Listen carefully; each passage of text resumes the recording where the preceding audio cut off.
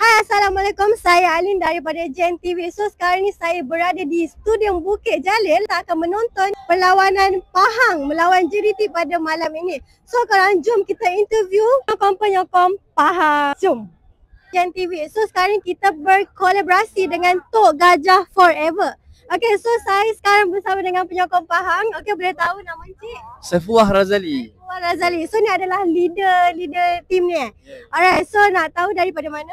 Okay, kami ni daripada Indra Morata datang naik satu bas beramai-ramai untuk menyokong Pahang pada malam ini. Okay, so nak tahu apa harapan encik dengan korang semua? Kita orang dah buat perbincangan.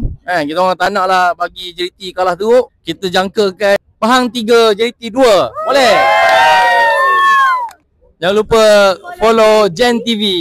Tahu daripada mana? Kita orang dari Jerantuk Pahang. Apa harapan korang pada malam ni? Harap Pahang menang. Harapkan kemenangan daripada Pahang. Sekarang ni saya bersama dengan Akil Hikmat. So, korang daripada mana? Kami daripada Bera.